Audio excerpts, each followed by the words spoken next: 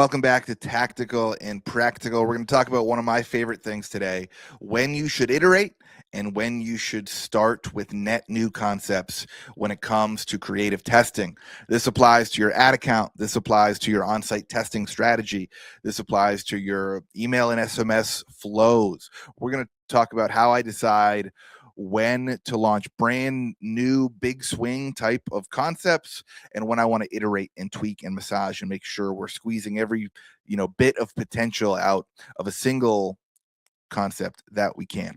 So to illustrate this, I'm going to show you the results of a split test I'm running right now, or should I say some phases of a split test that I'm running right now. This is for one of my copywriting clients where we are testing headlines on their homepage. The first phase of testing consisted of the control versus 4 brand new variants. And these 4 variants were like pretty wide net, pretty diverse. There were different angles, different tones of voice. I had different personas in mind when I was writing them. I wrote these basically like I'm trying to figure out, like, hey, who is coming to our website right now? Is it someone that's searching more urgently and desperately and emotionally? Is it someone that's shopping logically and rationally?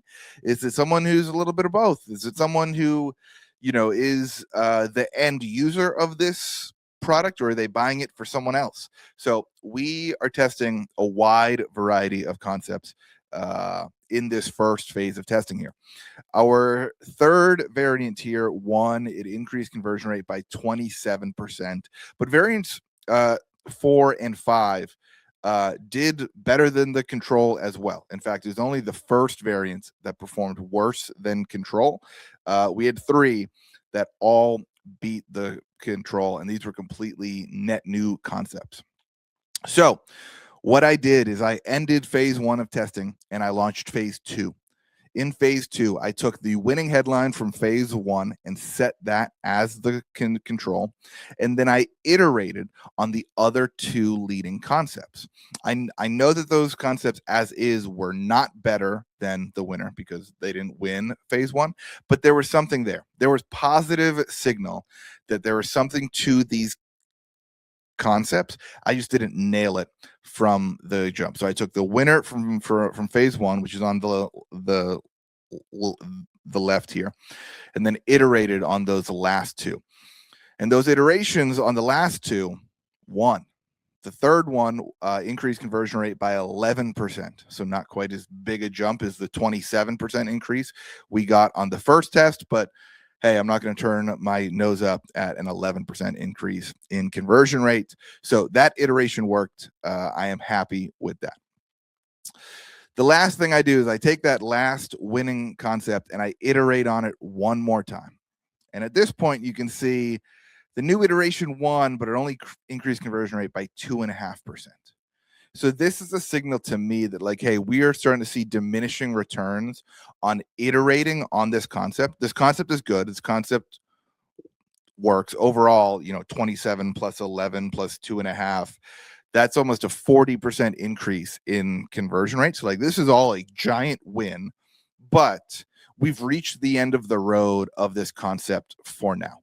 I don't think it makes sense for me to go, tweak one other word or put one other adjective in there. I think this is about as good as it's going to get. And the next phase of testing will be more impactful if I pit this winning, iterated on, dialed in concept against 4 brand new ideas. So this is where we start the process over. This is where we shake the etch of the sketch, start from scratch. This is usually where I have a glass of whiskey and just kind of brain dump a bunch of ideas. Then we'll pick our favorite 3 or 4 and start testing against this new winning concept. I think you should be doing the same thing in the ad account. I think you should be doing the same thing in email flows. Test a wide variety of messages.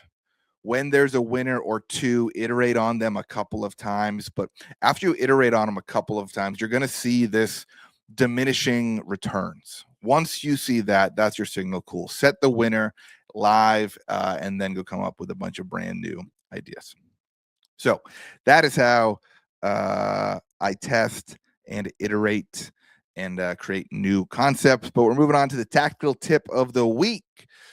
This is the opposite of testing new concepts, but it's still super relevant.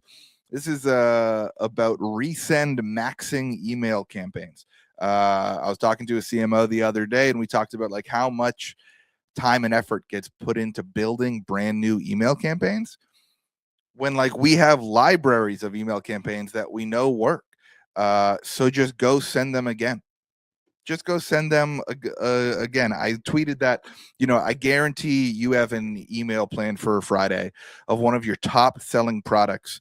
And there's probably 18 past email campaigns that performed well for that product. But for some reason, your team is going to build a new one this week. And meanwhile, your email team like probably hasn't tested flows in a long time, probably hasn't tested a new offer or angle on your pop-up in a long time. Like there's so much more impactful work you could be doing. Go grab an old email campaign that did really well, tweak it a little bit to fit the day and time and season that you're sending it, but just send the main thing again. We got into a really good rhythm when I was at OG where a lot of our emails were like a header graphic image and then a text box.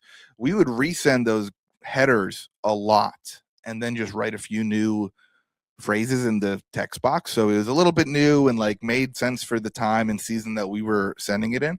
But like we knew the graphic was great at creating interest and getting people to click and go to the website and buy. So like, why mess with it? It's just one of those things that I think it's like kind of, a decent chunk of work and relatively low impact considering we have a bunch of emails already. So resend maxing, get that onto your email calendar. Last up today, we got a tweet of the week from Colin Slattery. He says, new rule, no complaining about high CPMs if your Meta account isn't littered with partnership ads and you aren't spending on YouTube.